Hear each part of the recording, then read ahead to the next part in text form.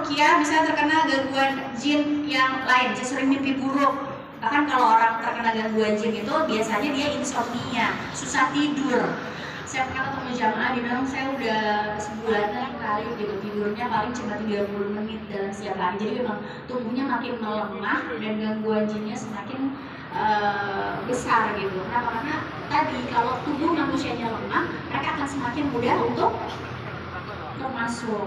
Dan pengalaman saya sebagai seseorang yang memang pernah terkena gangguan jin sihirnya sihir matian di santet. Makanya saya punya judul buku kan Cinta Karena Dipelet, Bisa Karena Disantet, itu based on true story. Jadi kalau misalnya kita lagi terkena gangguan jin itu memang bawaannya memang emosian terus.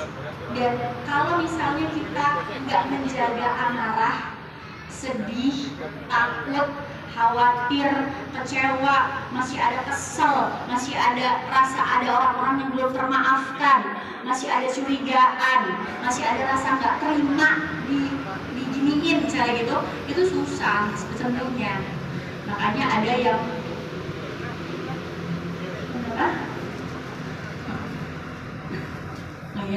makanya ada orang-orang yang bilang kenapa saya terkena gangguan jin udah lama tapi saya nggak sembuh-sembuh gitu.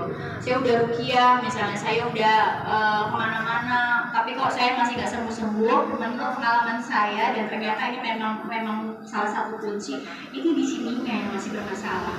Karena ketika kita belum bisa mengontrol marah, sedih, takut, khawatir, kecewa, iri, dengki, hasad, sombong, maka mereka akan kembali masuk. Termasuk gangguan jin nasab. Barangkali di sini ada yang sedang berjuang untuk hilang dari gangguan jin nasab.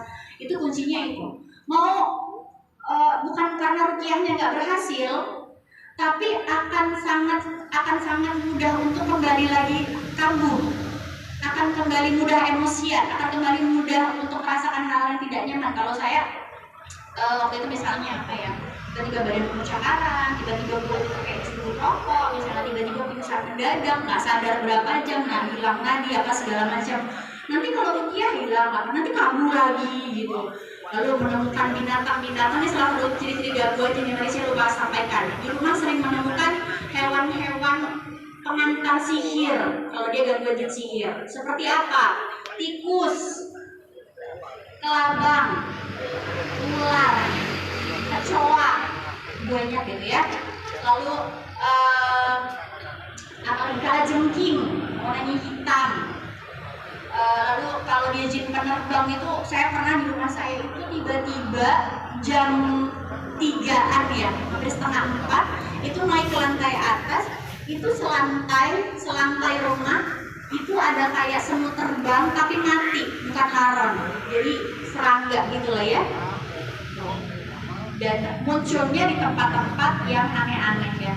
Yang pernah lagi begini tiba-tiba kan kalau lantai mah nutup ya, itu ada ular dua warna hitam. Lagi mau sholat tiba-tiba ada kalajengking di tempat sholat saya, kelabang gitu. Bahkan ketika ruqyah muntahnya muntah belatung, lalu keluar kelabang, dari sakit perut tiba-tiba perutnya diginiin keluar kelabang. Itu sangat mungkin terjadi. Kenapa? Karena memang ada hewan-hewan yang menjadi pengantar sihir, bahkan ada jin yang berbentuk hewan seperti anjing warna hitam, kucing warna hitam, ular, ya kan. Makanya kalau ada ular kan kita nggak boleh langsung bunuh, harus dikasih peringatan dulu kan gitu. 2 kali kalau dia masih mengganggu baru kita bunuh. Karena ada setan dari kalangan jin yang dia bentuknya hewan gitu. Nah, jadi sebelum kita ruqyah itu benar-benar harus memastikan bahwa tidak ada jimat, tidak ada kesyirikan, benda-benda yang mengandung kesyirikan yang kita simpan, atau amalan-amalan, ajian-ajian, atau benda-benda misalnya yang masih kita simpan, yang dikasih sama dukun atau dikasih sama leluhur kita yang masih kita punya gitu. Kalau masih ada dibuang atau dikubur, pastikan itu nggak ada. Karena kalau misalnya itu masih ada yang tapi saya itu dikasihnya batu cincin merah delima teh harganya 200 juta, sayang atau saya itu gitu kan. Ya kalau misalnya saya misalnya itu berharga, karena kan ada yang kadang-kadang berharga ya dikasihnya bentuknya jamrut warna hijau gitu kan ya, ya di rukiah aja nanti disiram, tapi kita benar-benar nggak boleh mempercayai itu memiliki kekuatan. Lalu